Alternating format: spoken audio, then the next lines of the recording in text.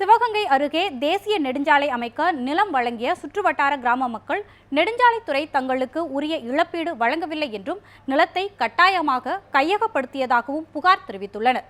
அது பற்றிய ஒரு செய்தி தொகுப்பு. தேசிய நெடுஞ்சாலை ஆணையம் சார்பில் தஞ்சாவூர் முதல் மானாமதுரை வரை 141 கிலோமீட்டர் தூர அளவிலான சாலையை 2 வழி பாதையாக விரிவுபடுத்த திட்டம் தீட்டப்பட்டு அதற்காக 700 கோடி ரூபாய் நிதி ஒதுக்கப்பட்டு பணிகள் நடைபெற்று வருகிறது. இதற்காக சிவகங்கையை அடுத்துள்ள பெருமாள்பட்டி விலக்கு முதல் சாமியார்பட்டி விலக்கு வரையில் சாலை அமைக்க நிலங்கள் கையகப்படுத்தப்பட்டு பணிகள் முடியும் தருவாயில் உள்ளன. ஆனால் இதுவரை தங்களிடம் பெற்ற நிலங்களுக்கு உரிய இழப்பீடு வழங்கவில்லை என அப்பகுதி மக்கள் புகார் தெரிவித்துள்ளனர்.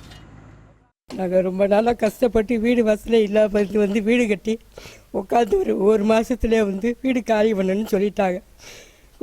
ரொம்ப 7 இடம் ரொம்ப கஷ்டப்பட்டு ரொம்ப சிரமப்பட்டு நாங்கள் அந்த வீட்டை ஏற்பாடு பண்ணி கட்டினோம். எல்லாம் 9 லட்சம் ரூபாய் கட்டி செலவழித்து கட்டினோம். இன்றைக்கி எங்களுக்கு அந்த வீட்டுக்குள்ளே பதிப்பு தான் கொடுத்துருக்காங்க. இடத்துக்கு 7 செடி இடத்துக்கு ஒன்றுமே இல்லைன்ட்டாங்க. திடீர்னு ஒரு வாரத்துக்குள்ளே காலி பண்ணி போகணுன்னு சொல்லிட்டாங்க.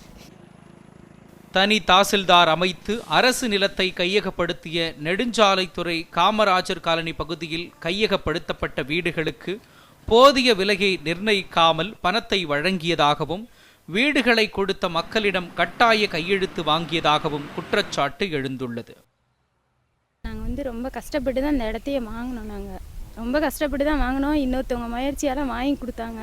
அதுவும் இப்போ இல்லாமல் போயிடுச்சு. எங்களுக்கு ஒரு வீடை 1 மாதம் கொடுக்கலாம், 2 மாதம் டைம் கொடுக்கலாம். எங்களுக்கு 5 நாளையில் காலி பண்ணி கொடுக்க சொன்னாங்க. நாங்களும் காலி பண்ணிட்டோம். போகிறதுக்கான இடம் இல்லாமல் ரொம்ப தவிச்சு போய் இருக்கோம்.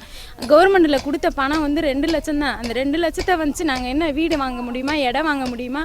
2 பெண் குழந்தைகளை வச்சுட்டு நாங்கள் இன்றைக்கி அனாதை மாதிரி ரோட்டில் நின்றுக்கிட்டு இருக்கோம். எங்களுக்கு கவர்மெண்ட் பார்த்து இடத்துக்கும் சேர்த்து எங்களுக்கு ஏதாவது பண்ணணும்.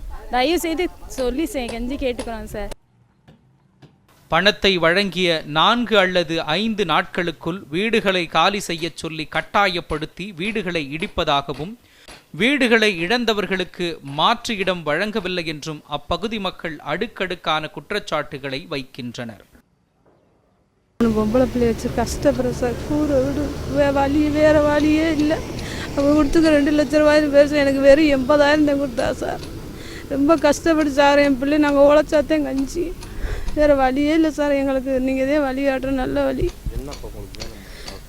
எங்களுக்கு ஒரு இடம் கொடுத்தா நல்லது சார். ரொம்ப கஷ்டப்பட்டுக்கிட்டு இருக்கோம்.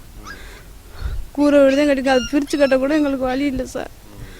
ரொம்ப வேதனைப்பட்டு போயிருக்கோம். நீங்கள் தான் எல்லாத்துக்கும் கவர்மெண்ட் தான் உதவி செய்யணும் சார். இது ஒரு புறம் இருக்க, நிலம் அளித்து 2 ஆண்டுகள் ஆகிய நிலையில் தங்களுக்கு எந்த இழப்பீடுமே வழங்கப்படவில்லை என்கின்றனர் அப்பகுதி விவசாயிகள். காமராஜ் காலனியில் 3வது தெருவில் இருக்குது நம்ம இடம். ஒரு 15 சென்ட் இடம். அது ரோடு போட்டு வர்றாங்க. இடத்துக்கு காசு கொடுக்குறதாக இல்லை அப்படிங்கிற மாதிரி சொல்லிக்கிட்டு இருக்காங்க. வீடு கட்டினவங்களுக்கு அது காசு கொடுத்துக்கிட்டு இருக்காங்க. இடத்துக்கு சுத்தமாக இல்லைன்னு சொல்லும்போது எனக்கு 15 சென்ட் இடம். அது சுத்தமாக எந்த ரெஸ்பான்ஸுமே இல்லை. யாருமே கேட்கவும் இல்லை. என்ன பண்ணியிருக்கீங்க அது பண்ணியிருக்கீங்க யாரும் இது வரைக்கும் ஒன்றும் கேட்கல. அதுக்கு அந்த இடத்த பார்த்து ஏதோ இன்றைக்கி கவர்மெண்ட்டில் என்ன இது கொடுக்கலாமோ அதை கொடுத்தா அப்புறம் நம்மளும் கஷ்டப்பட்டு தான் ஏதோ வாங்கி வச்சுருக்கோம். இடம் இருக்குதுன்னு நினச்சிக்கிட்டு இருக்கோம். அது இல்லைன்னு போகும்போது மனசுக்கு ரொம்ப வருத்தமாக இருக்குது. அதுக்கு கொஞ்சம் ஏற்பாடுகள் பண்ணி கொடுத்தா நல்லாயிருக்கும். இந்நிலையில் இது குறித்து மாவட்ட நிர்வாகத்திடம் கேட்டதற்கு வீடுகளை கொடுத்தவர்களின் இடம் அரசு இடம் என வழக்கு நடந்து வருவதால் இழப்பீடு தொகை வழங்க முடியாத நிலை ஏற்பட்டுள்ளதாகவும் எனினும் விவசாயிகள் வழங்கிய நிலத்திற்கான இழப்பீடு தொகை விரைவில் வழங்கப்படும் என்றும் தெரிவித்தனர். நாட்டினுடைய வளர்ச்சிக்காக தங்களின் வாழ்வாதாரம் மற்றும் சொத்துக்களை இழந்தவர்களின் கோரிக்கையை உடனடியாக நிறைவேற்ற வேண்டும் என்பதே அனைவரது கோரிக்கையாக உள்ளது. சுப்பிரமணியன், நியூஸ் 7 தமிழ், சிவகங்கை.